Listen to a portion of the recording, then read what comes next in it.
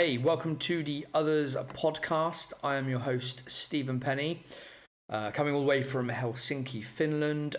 Joining me, as always, my co-host, David Travis, all the way from New York. What's up, David? What is going on, everybody? Hope everyone's having a good month so far. What's up, Steve? All good here, all good here.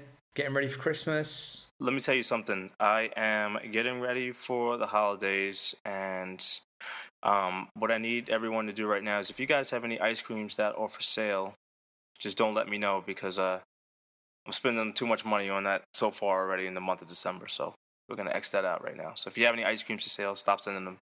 Stop sending me DMs about it. But if they are for sale and they're at cheap, then DM me. Yeah, Penny needs some. I'll take them. I'll always take them. And if you're feeling really generous with it being Christmas and all that, then do feel free to just send them my way. I'm always happy with that as well. Yeah, we got to stay together. You know what I'm saying? So I need to build up that collection. I need to catch up. That was a reference, by the way. Stay together. Oh yeah, there we go. Number one, ding ding ding, ding ding ding.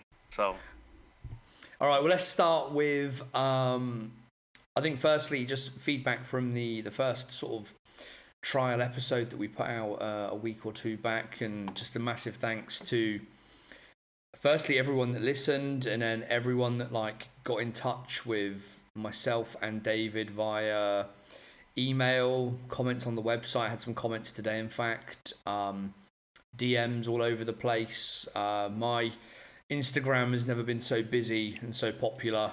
I gotta tell you, I was very, very happy on the response that we got from everyone.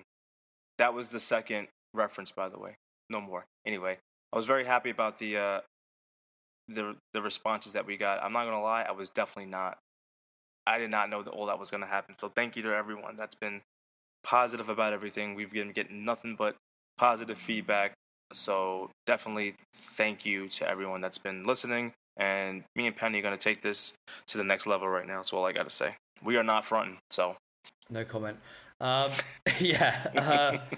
Just to reiterate that, a big thank you. I didn't expect to get so many messages and things like that from everybody. I'm not gonna try and remember any of the people that messaged me or you. There's been so many. There's been countless. Oh my gosh. And even people that I'd never interacted with before, that I think followed mutual followers of ours, got in touch and stuff like that. So really positive response. Thanks for all the feedback. Keep it coming.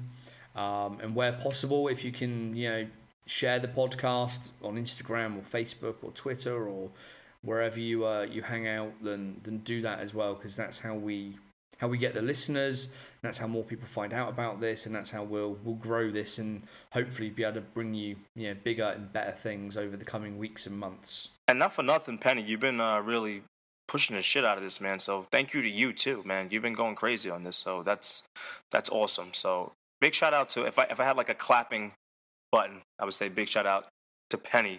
He definitely is pushing this thing to the next level, man. So thank you. That's for you. But I've got nothing else to do in my life, so I've got to occupy myself with something. So what are we talking about today, man? What's going on? We're going to ease our way into this whole video review type thing that we've talked about doing. We're not going to start with a Pharrell or N.E.R.D track, but we're going to go right back to 98. And we're going to start with Superthug by Noreaga. Beast of a track.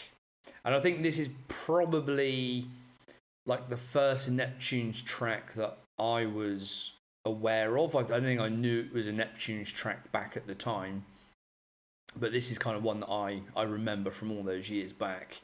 Let me tell you, everybody knows that was the starting point, at least for the mainstream audience for the Neptunes. Huge. That song was huge. Yeah, definitely. Because I think a couple of years before that, you had SWV and Total, and you had the Mace track as well. And obviously Mace was kind of hot around that time. I'm not a fan of that Looking at Me track, actually. Oof, I love that. Oh, really? Yeah, that song is. I think that song is highly underrated. The hook annoys me. I don't know what it is, but yeah, it just annoys me. I've never really gotten into it. It's puffy. I should maybe go back and listen to it again at some point. But I think like '98 was kind of the year that I think things really took off for the Neptunes as a kind of production duo, just working by themselves. You got the early Clip stuff, Brand Nubian, Praz, the Locks, and then obviously the Noreaga stuff as well. It's crazy because, as I was telling you before, Noreaga's from Queens, so we were always a fan of his, mainstream stuff, but he had a lot of underground stuff that, a lot of people haven't heard. So we were already following him from the very beginning. When Superthug came out, it was something different, on many levels. It was a simple beat. It wasn't anything crazy, but yet, in the clubs and everything, it definitely hit hard. It was one of those that that was just, wait a minute, because back then it was a lot of the Puffy and the Locks, and that was the whole Rough Riders. So when you heard something like that from just that one person, it was like, holy shit, what is this? And I think a lot of people were driven to that just because of the beat from the beginning. So for sure, and that beat is, like you say, it's simple. It's got that kind of guitar riff that goes all the way through it, but it's instant. There was nothing. I don't think there was anything else around at that time that sounded like that. It's just instantly you can recognize it. And now you look back at it, and it's a classic Neptunes sound. That guitar, 100%. And you've got the very early kind of like doo doo doo kind of sounds in there, and that was that Pharrell signature, like, that was awesome. It blows my mind for that. It was crazy. Yeah, there's a few of them sort of layered in there at sort of a slightly lower level. And I kind of went back today and like watched the video over a few times, and just because I haven't seen the video itself in years and years. It pops up now and again on YouTube, I think, when I'm sort of scrolling through stuff, but I actually went back and watched it properly. And and I kind of picked the track because obviously it is that early Neptunes. There is that Queen's kind of link that there as well with yourself. 100%. But also just the song in itself. I think there's still a lot of it's like a classic track, but it's also a slightly strange track in terms of like lyrically. Mm-hmm. Now a lot of the lyrics over the years have been kind of cleared up and talked about, but when you actually recite those lyrics back to yourself, it still sounds like really, really strange, even like straight off the bat, where you've got how does it go? We light a candle, run laps around the English Channel. Neptunes have got a Cocker Spaniel. It's just like, what the fuck does that even mean? It's like, and lyrically throughout the thing, it's like, I like N.E.R.D. He's not the cleverest of wordsmiths, let's say. But this is, just lyrically, it's a lot. It's like that a lot of the way through the track. Even if you look at the video itself, they didn't have, they were like, all right, you know what? We're just gonna go to the desert. We're just gonna go to the desert and we're just gonna shoot a video. Now, were they really in the desert? Probably. I don't know. But like, you didn't see things done at that time like that. A lot of people were showing the cars. And the flashy girls and the money, some of that was definitely in the video, but it was a different take on it. I was going to say it gets that way as they go through the video. Yeah. So talking about the video directed by Chris Robinson, and the track itself will just give you the quick stats: 36 on the Billboard Hot 100 in the US.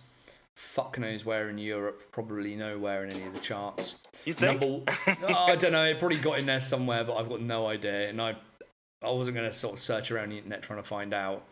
And then number 1 on the Billboard Hot Rap Singles.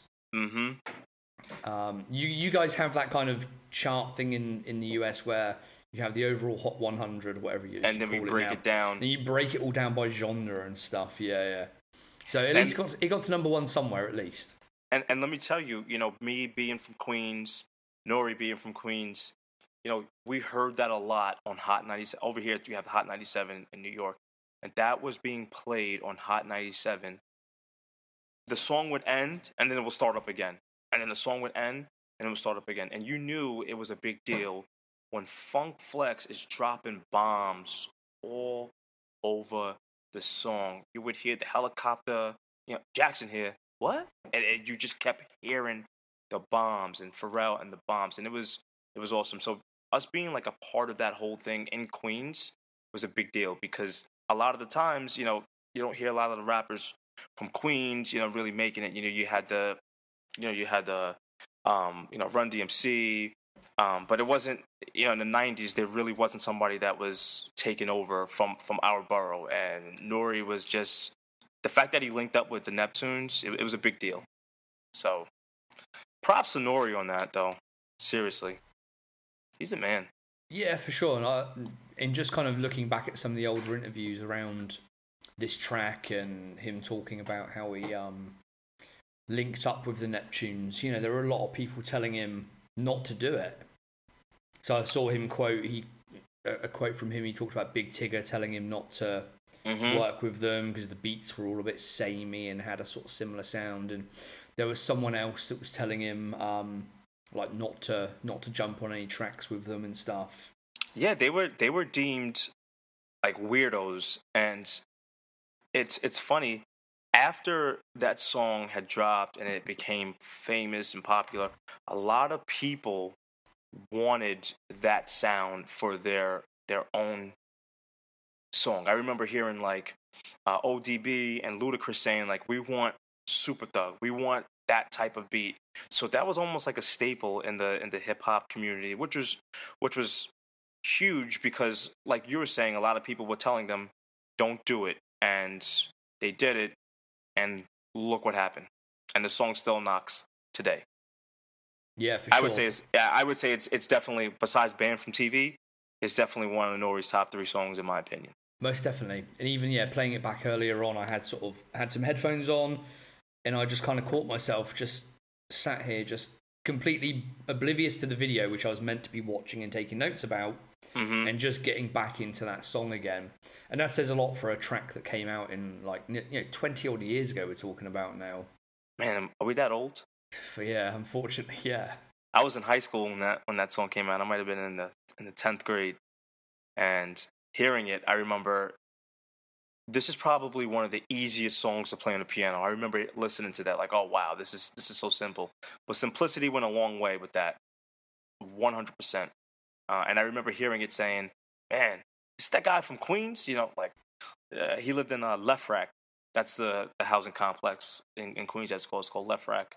And then, everybody had their own buildings. It was Iraq and Shire, all that stuff.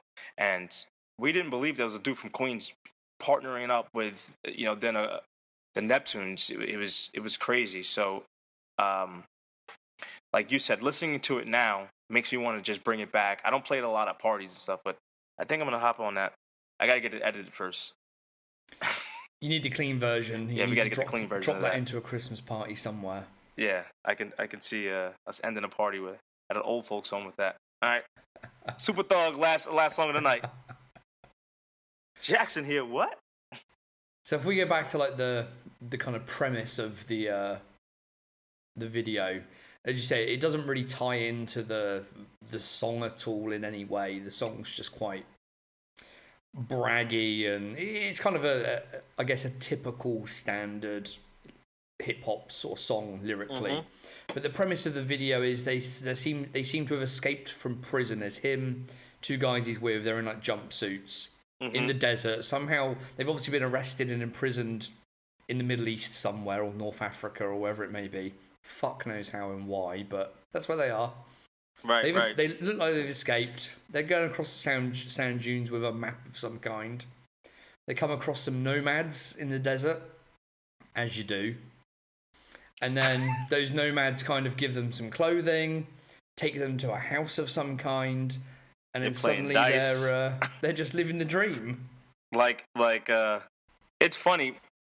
Later on in life, when I went back to watch it, I was like, oh, wait a minute. Was that Chad? I didn't even recognize him in the video. I'm like, wait a minute. Who's that guy with the glasses on right there? Not knowing it was his, his partner Chad, but did anybody else recognize that the first time around? Like, wait a minute, that's Chad over there. I double taked earlier when I rewatched it, and I knew they were in the video, but I couldn't quite remember exactly where. And yeah, you see him from sort of the left-hand side come across. He's wearing that like green kind of coloured Hawaiian shirt, and you're like, oh yeah, shit, that's Chad there, yeah. And you got Pharrell on the other side with the big like yellow glasses that he was sort of wearing at the time quite a lot. It's a sign of the times. Yeah. Now, Penny, did you know? I'm sure a lot of people maybe that did not know this, but the song is there's an interpolation in it, where it's Blondie's "A Heart of Glass." On the Pharrell hook. On the Pharrell hook, yeah. So that's just so you know, interpolation is where they take not the beat, but just the lyrics, and they kind of use it as, you know, something as their own twist. It was also done in Nelly's "Hot in Here." But we'll talk about that another time. But yeah, that's "A Heart of Glass" from Blondie. Classic song. That was another reason why I liked it. And me being a DJ, to be honest with you, every time that part comes up, we try to mix it in with Blondie.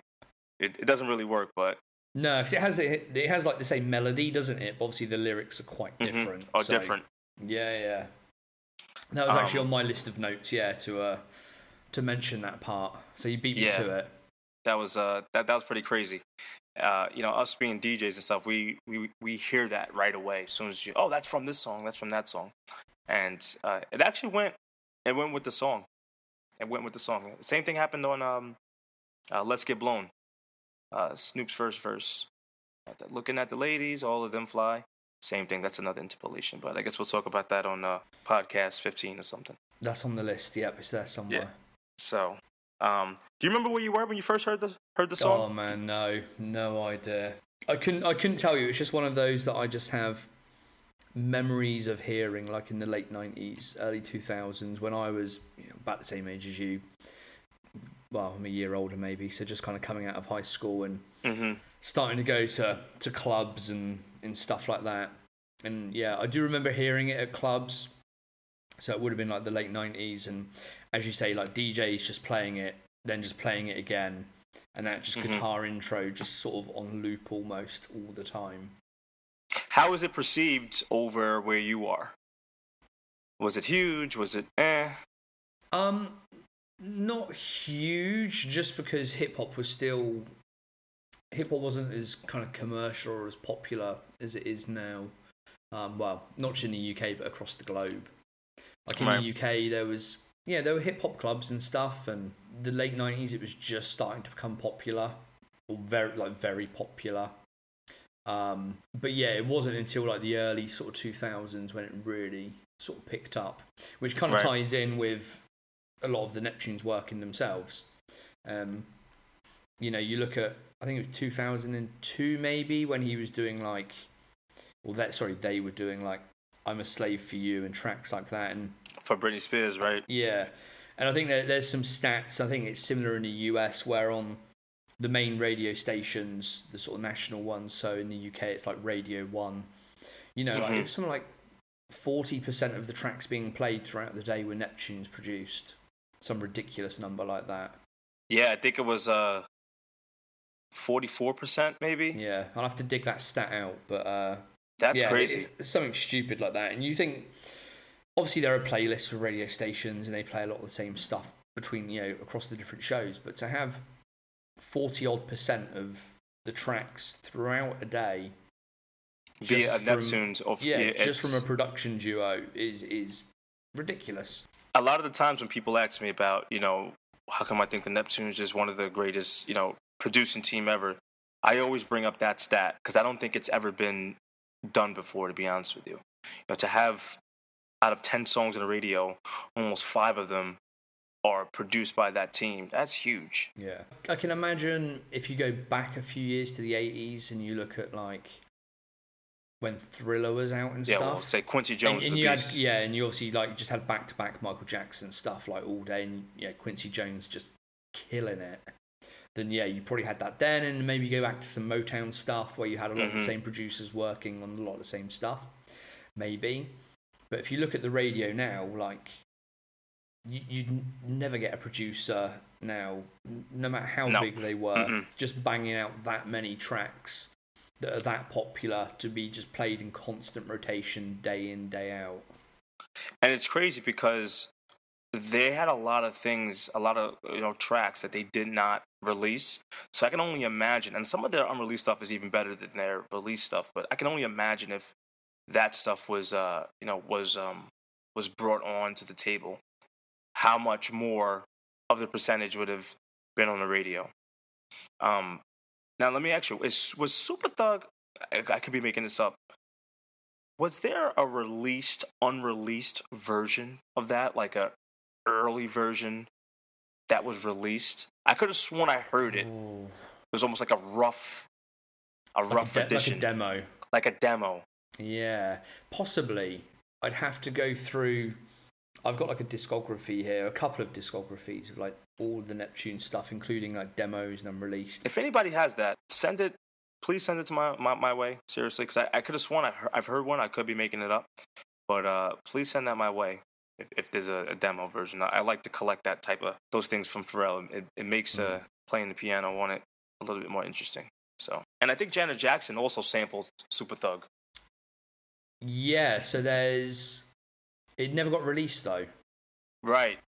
So it was, I can't remember the name of the album, but it was actually a Neptunes produced track for one of her albums where they resampled the Superthug beat, but it never actually made the cut, if I remember correctly. Superthug is if I had to put up 5 songs that changed the music world that came out with the Neptunes on it, it would definitely be definitely top 5, along with obviously Grindin', What Happened to That Boy. Superthug is definitely up there, 100%. Yeah, for sure. And it's a hot beat when, again, I think I'd heard this story before, but I saw it again, reading some stuff earlier. But it's a hot beat when Michael Jackson wants to jump on it. When you've already laid down the vocals. So N.E.R.D tells this story in an interview where they've done the track. I think the album may be out already because this was the second single off of the N.E.R.D album. So I think the album is already out there. From what I can remember of the story, he's just chilling. Pharrell actually calls him and he's like, what's up? And Pharrell's like, yeah, that beat we've sold you and we've made that song for, Michael Jackson wants to actually take that and jump on it. I totally forgot about that, man. Wow. But then those are weird Michael Jackson times, because that is around the same time when he also passed up on his people passed up on all of the Justified the stuff Justin Timberlake joints. Yeah. Was it Senorita or Like I Love You? It was actually most of them were written with Michael in mind, because there've been, I think, talks between the camps that the Neptunes were going to do some stuff, and there were a couple that were definitely specifically for him. But again, from the memory I have of interviews and stuff that I've read, they kind of made some demos of all of them and sent them over, and the Jackson camp said, sorry, we're actually going in a different direction with what we're doing. What a bad mistake. Let me tell you, that's almost like Adidas passing up Jordan. Yeah. Can you imagine a Michael Jackson, Pharrell, Neptunes track? I'm already a Michael Jackson fan already. Yeah. So Michael Jackson on let's say Michael Jackson on Like I Love You and that dance routine, that's how I'm looking at it. Yeah, exactly. That would have killed it.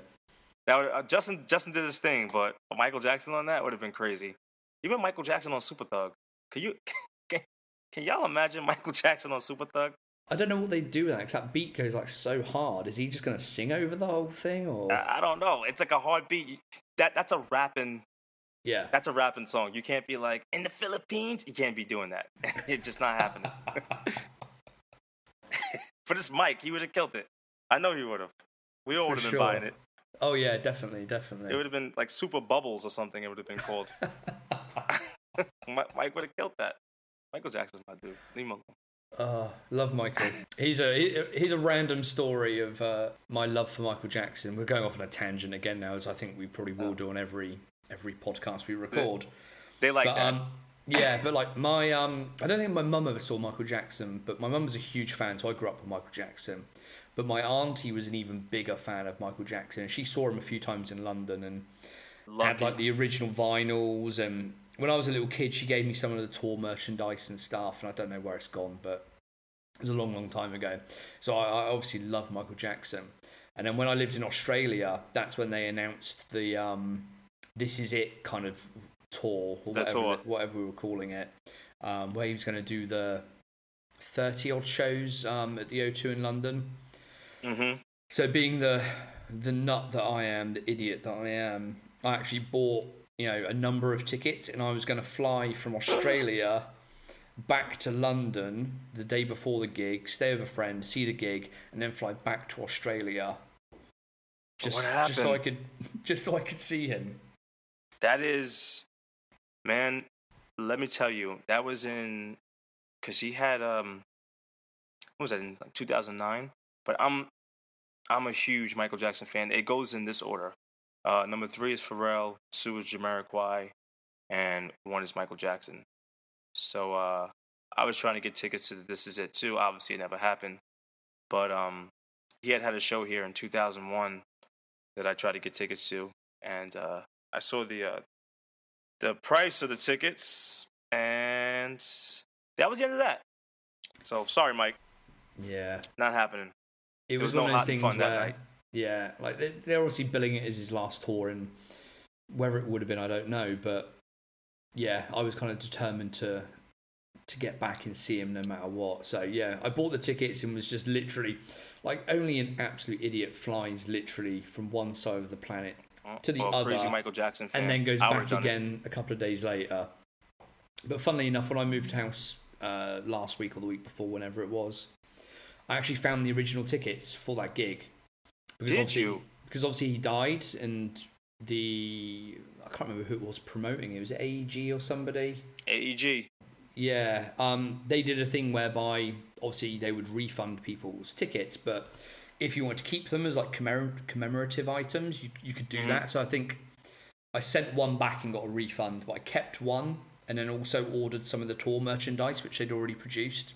So I've got like a couple of t-shirts like still in the packaging and stuff, and I've got the ticket there still. You gotta show me that one day. Yeah, I need to get that framed and get it up on a wall and stuff. I told myself I would definitely go see Michael Jackson when I got older, but unfortunately, sooner or later, it all came crashing down. So that didn't happen. So sorry, Mike, but things are getting better. So damn, what number are we on now? I don't know. I've been killing it so far. Oof. I really been. I'm the perfect defect, bro. I really am. Oh God. I'm going in. All right, let's. So we've gone off on a wild tangent now. Let's try and rein ourselves back in. So where should we go? Yeah, let's talk about some of the weird and wonderful lyrics on this track. I mentioned a couple of a bar earlier, which has kind of always left people slightly puzzled. And again, I looked back earlier and looked back at some interviews that N.E.R.D had done, and actually some crazy interviews around there. There was a time just after that where he fell out with Pharrell for whatever reason.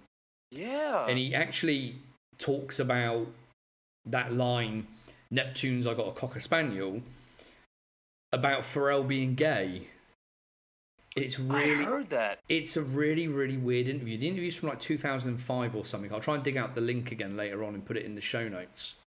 But he's obviously very angry at this time back in 2005, and you can tell he's kind of making the story up because none of it really ties in with what he's saying. And because he says something along the lines of, he's referring to Pharrell being gay. People from Virginia had told him Pharrell was gay. So he says he found out this information after the video shoots. Right. But that would already mean the song was already recorded, done, right? Yeah, so like the timelines don't really fit in. So you can see it didn't make sense. You can see he's just being a bit sort of angry and shitty about something that's going on. And then in later interviews, he talks about how it actually refers to a gun. He backtracks. He's challenged over his comments about Pharrell because they're obviously then back together at this later stage, recording again. And he goes back and says, I didn't really mean it. The lyrics refer to a gun, in fact. But yeah, nice, Noreaga. Yeah. Real nice. But I think just those, as we mentioned earlier, just those sort of lyrics themselves, if you put those lyrics in front of any normal, sane person, they would, I think bemused would be the right word to describe how they would feel, I think. Because people will look at it and be like, what is going on right now? But you know what? You don't get lyrics like that today. Is that a good thing or a bad thing? I don't know. I guess back then... But we don't get lyrics now, though, do we? We get mumbling now. You took the words right out. If I got to hear one more skr or skr, it's...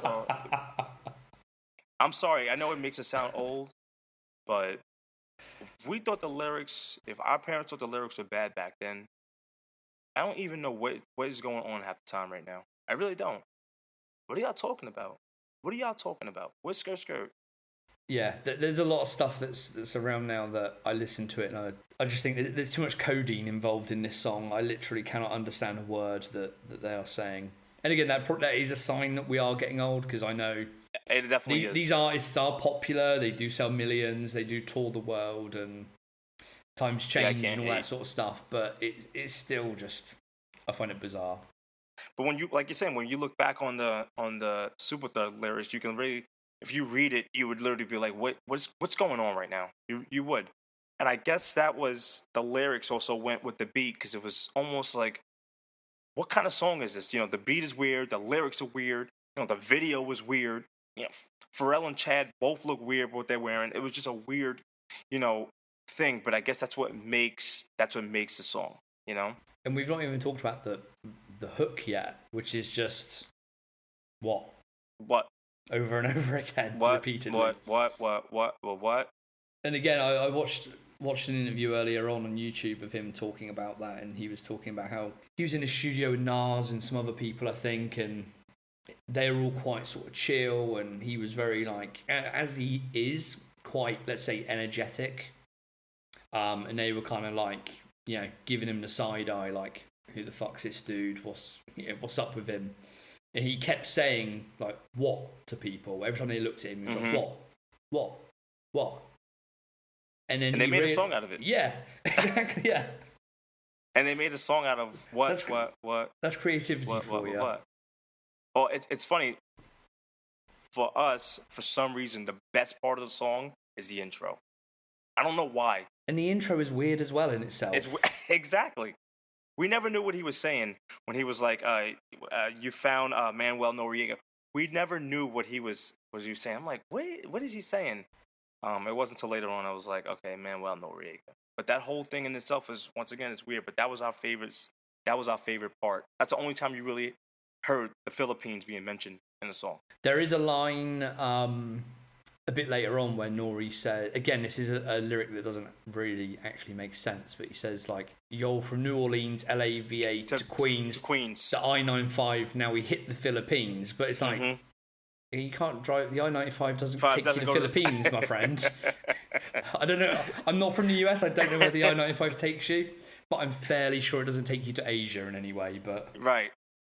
And when we heard that part with the Queens in it, you know, we would always turn the radio down at that one part. You know, anything with Queens in it, we were always, all right, whatever. And, you know, from BA to Queens, it was, I wish I can go back to that time and just be that David again, listening to that. Because like we said before, you know, those times they're gone. You know, that was when the producer of the song was just as important as the lyricist on the song. You know, now, all right, nobody really knows who produced it, and the song is it's a one hit, and then you're good to go. You know, that song was on, I don't know about where everyone else is from, but that song was on Hot 97 for about 10 years. Funk Flex had like 10 years worth of bombs dropping that song when we never got sick of it. And then, you know, obviously there was nothing, you know, that was, you know, with that. So, you know, the list goes on and on, man. But that was a good track. I think that it should never be overlooked. And I'm curious to see what everyone else thinks of the song too. when you guys listen to this. I definitely want to know. Yeah, definitely. I'd recommend people go back, and there are some really shitty quality videos on YouTube, but yeah, go back and give it a watch and give it a listen, and let us know what you think as well. If there's anything that pops out, any weirdness, anything interesting. That was like a BET, where we have over here. BET was when they actually played music videos. That was one of the videos that was always on BET. You could turn to BET any time of the night, and that was on there. You know, it'd be BET after dark, and they'd be playing Superthug. Strippers would just be stripping the Superthug. It's crazy. We got. I think strippers still be stripping the Superthug. Yeah, Superthug. I think you're right, honey. When you come up, we'll check it out. You guys have Superthug? I think Superthug is like I said, it's definitely on my top 5 of songs that put Neptunes where they are now. So yeah, for sure, and certainly, as we mentioned earlier, it's got to be that one that really catapulted them into that kind of commercial, getting commercial radio play and club play, and I guess putting them in front of other artists as well. I think, you know, once you produce a track like that, right. To be fair, like before that, obviously they're working with like Teddy Riley and Blackstreet, and who are, you know, huge in the game, and Teddy Riley massively respected. But I think once you produce a banger like that, then as you can see from the list of the next kind of few years of all the artists they work with, it just starts to kind of snowball. And a lot of people compare it to Superthug, and like I said, when you play it, when I play it on the piano, I think it's like 3 notes. So how do you make a song with 3 notes, and yet it's almost like it's so good that people want it there. You know, Ludacris, I need a Superthug. ODB, I need a Superthug, and it's 3. I think it's like 2 or 3 notes, and it does not switch up. You don't have like a great Neptunes bridge in it. It's 3 notes, and we're talking about it in 2017 still. For sure, 20 years later, yeah, it is certainly a classic. 20 years. You got to stop saying that, man. Yeah, it's not depressing in the slightest. Yeah, no, not at all. 20 years. Man, that was a high school. That was high school, David. That was Air Jordan, Snow. I didn't even think Ice Creams weren't even out around then. No. No. Wow. That's like season -5. Is that how we're going to date things from now on? There's no like 2000 BC or anything like that. It'll be okay. We have to do it that way. I think that's going to be the Otherz type of thing. Man, I'm going to get fucking confused. So am I. Yeah, what year was that? That was season 2. What season are we in? But I think, like, looking at our lists here, I'm looking through some of the ones we've got listed to talk about. And it won't be very long until we're actually up until the early BBC stuff. So lots of BBC and Ice Cream stuff to come in a few weeks' time, I think. We're going to cover everything. Yeah, for sure. I really feel like we're going to go down the route of production, videos, streetwear, sneakerwear, piano talk, keyboard talk. What kind of keyboard? What was the keyboard that he made that on? I think it was a Korg. It's the 01W. I think that was it.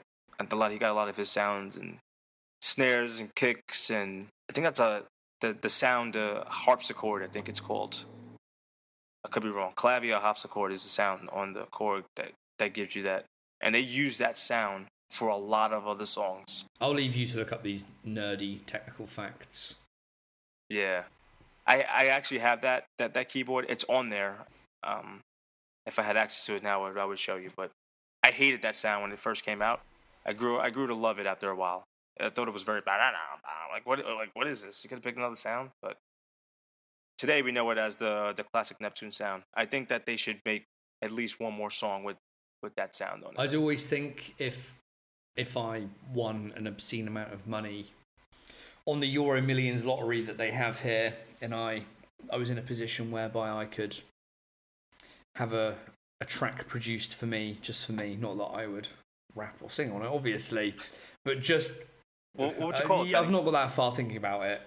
But yeah, if I had like unlimited money and could have something produced like just for me that I know is just for me to listen to. It's not going to get released anywhere or anything like that.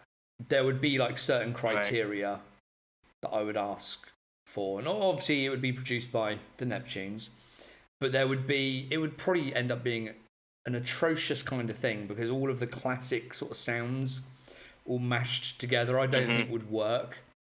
But yeah, that sound you talk about would be on that list. It would be on that requirements list. I'm not a fan of going back. I know a lot of people, they need to go back to this. They need to go. I'm not, to be honest with you, I'm really not a fan of that. Like, once it's done. Move on. A lot of people sometimes like, oh, they need to go back. This just sucks. It's like, you know what? It was so good because that was a time for it.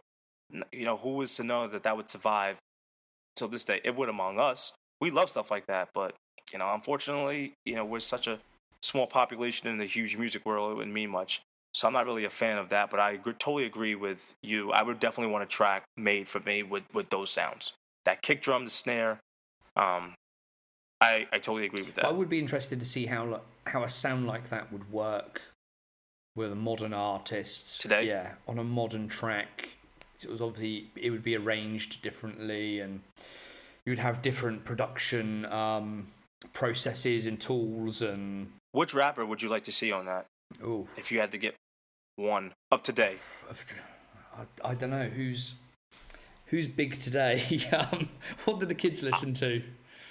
You know what? I don't think it could be one of these skirt rappers. I think if you're gonna pick like a big name, I guess Kendrick.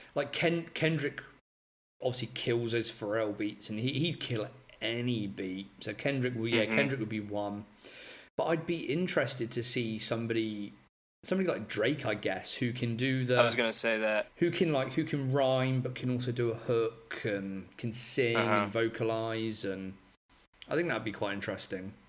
That would be pretty cool. It would set the world on fire, but people would be negative about it. Well, you put Drake on it. You can't be going back and getting old rappers, and I don't mean old as in like age old. Old as in today's. You can't go back and get them on the track. It just wouldn't work. I think those two would probably be the best, to be honest with you. But even like you think like even like Eminem. Oh, good one, man. You think of like Eminem on a Superthug beat. He would smash that for sure. Yo, Penny, that's actually awesome. He would. Did Eminem did he work with the Neptunes? I don't think so. No, not that I can think of. There was some Royce the 5'9" tracks back in the day, but I don't think M was on any. Not that I can recall. Yeah, that would be. I think he has a new album dropping too, Eminem. Yeah, it's due out in a couple of weeks, I think, isn't it? You ready for the N.E.R.D. album? It's pre-ordered. It's pre-ordered in every format that is humanly possible. I'm looking forward to it. I've spent a small I haven't bought any music in years. I have Apple Music. I just stream everything. I don't buy anything. But this is the first thing that I've bought in a long, long time. And yeah, I bought the Lemon single on some limited edition vinyl, which today I realised is being delivered to my old address. So I need to try and work that out somehow. Oh no, you better do that after this. And then the album itself I've ordered on vinyl, on CD. I've also paid for it digitally as well. So yeah, we're gonna have to review that when that drops. I'm excited for it, to be honest with you. Yeah, I think like we said in the last podcast, I've avoided it. I'm still avoiding it. Obviously, we've got the 2 songs out available now on Spotify and Apple Music and stuff that you can listen to. But yeah, it's only a few days away now. Let me tell you, I'm going to listen to that. I always buy the CD. That's just something I do. Anything that comes out that I really like, I'm always going to buy the CD. Obviously, Apple Music and stuff like that, but I'm definitely going to get the vinyl because I still have a record player. Still have a turntable, so I'm definitely going to do that. I'm really excited about it. If you guys get the album, definitely put up. I'm gonna start a hashtag. I want to see everybody with their N.E.R.D gear, N.E.R.D neakers, next to the album. 100%. That's gonna be huge. Yeah, and we want some. I don't know when we'll review it. Like, it's probably a good idea to do it in a timely fashion. So maybe we'll drop it in somewhere in the coming weeks. But yeah, if people out there have got like comments and thoughts on certain songs and certain beats and stuff like that once it comes out and we've all listened to it, then I'm ready for it. Yeah, send us some messages and we'll include some of your comments and feedback on the album in the podcast as well. Yeah, I'm ready for it. I think the Otherz are ready for it. I think the world is ready for it. So I guess I'm really gonna listen to that, and I guess we'll talk about that in the future podcast. I'm ready for it, man. Yeah, for sure. We'll fit it in somewhere. So Superthug, I give it a thumbs up, man. Production, video, lyrics, everything. I think that is a thumbs up. Yeah, 100%. It's a track that's like a track and a video that is all over the place.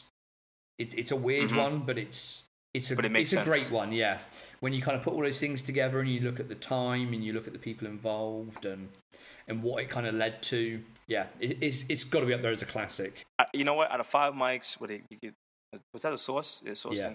5 mics. I give it a 5, man. That song, 100%. That whole album, I give a 5.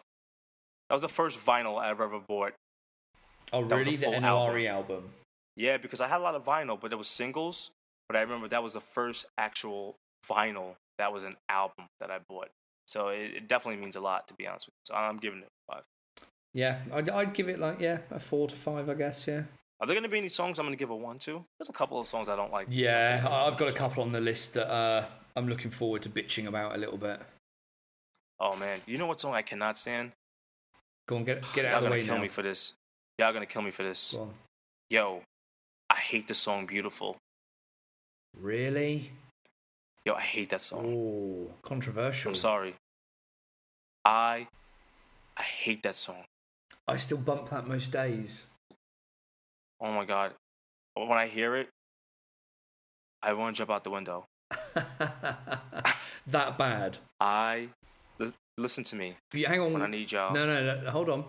We're on like week 1, really. Beautiful is listed as week 6. So you got like 5 weeks to write some notes. I'm gonna rip that apart. And in 5 or 6 weeks' time, you can vent as much as you want, and we can get deep into that song. Oh man. Obviously, people are listening. They can't see your face. I can see your face, and you're not happy. That one and Keep It Player. Yeah. Oh, yo, why was that even on the album? Like, who said? I'm not gonna talk about it much, but who was like, yo, you know what? We're gonna put this on the album. This is great. Why was that? Get that out. There's so many other like unreleased joints that could have been on the album. Keep It Player. It was like, wait, yo, keep this in the garbage. Like, what's going on? I don't mind the beat of Keep It Player. Ugh. Yeah, every time I listen to it, I think, am I high? I know what you mean. That was another one. I just did another one right there. I'm not keeping count anymore.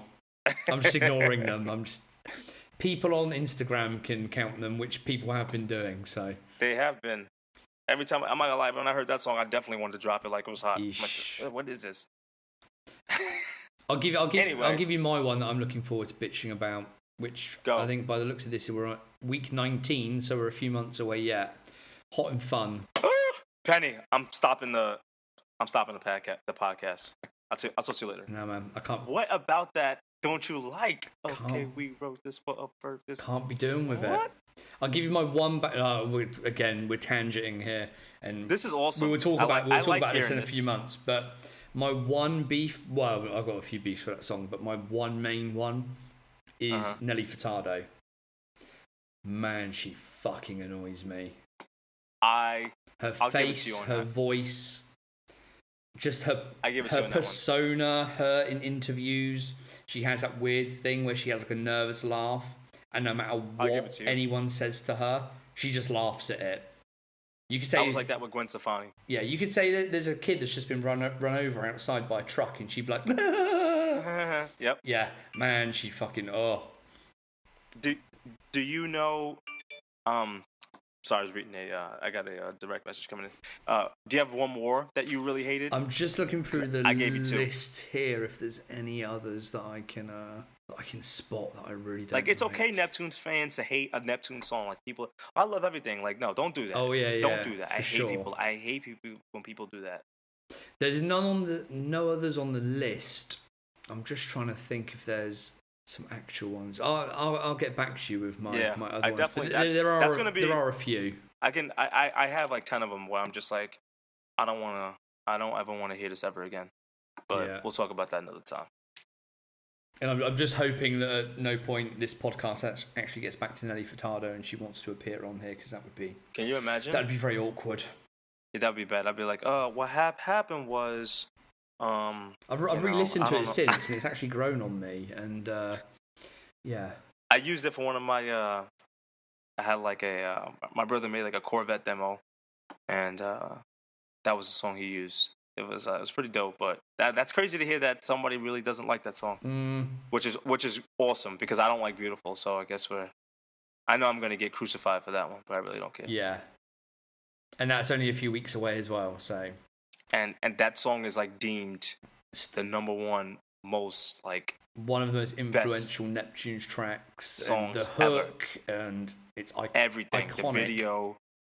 Yeah, mate, I don't know. You need to start writing your notes now, preparing your arguments. 100%. Yeah, let's do it. I'm ready for that. We're gonna get into like a debate session. Let's do it. Oof, this is gonna be great. All right, well that's everything for Superthug. I think that's all of our weird and wonderful tangents. We'll wrap it up there because we are nearly hitting the 1 hour mark. Let's do it, man. I'm another successful one in the books, Penny. Yeah, man. You're the man. Another one in the can. Again, shout out everyone, Instagram, Twitter, Facebook, that's been hitting us up. Keep sharing the podcasts. We're planning loads of stuff like behind the scenes at the moment, so there's lots of really good stuff to come. So yeah, just stick with us. And like we say, keep sending us the feedback, the comments, the suggestions. Thank you so much. Yeah, if you want to jump on here with us as well, we're like always more than happy to get other people involved. So yeah, just hit us up. You can find all of our social media stuff at Otherz Podcast. That's Otherz with a Z, because that's how the cool kids do it. And if you're from New York, we say Otherz with a Z. English, we say Z. But yeah, you can find us on Facebook, Twitter, Instagram. If you want to drop us an email, there's also otherspodcast@gmail.com for now. There's also otherspodcast.com, where we will post the episodes to stream as well as the show notes. And there's a comment section there. Shout out whoever it was that left a comment for me earlier on, which I haven't replied to yet. So yeah, just get in touch any way you want. You can find me across all the usual social media platforms. I am Steve R. Penny. And David, where can people find you? Man, it is King of Creams. CREAMZ. With a Z. Z like, there you go. Or the ice cream reference. I'm doing a lot of updates on that too. So that's Ice Creams with a Z, 101, both on Instagram. And obviously the Otherz podcast as well. Great stuff. All right, well, that's it from us for this week. We will hopefully speak to you soon, everyone. Bye-bye. Take care, guys. Peace out.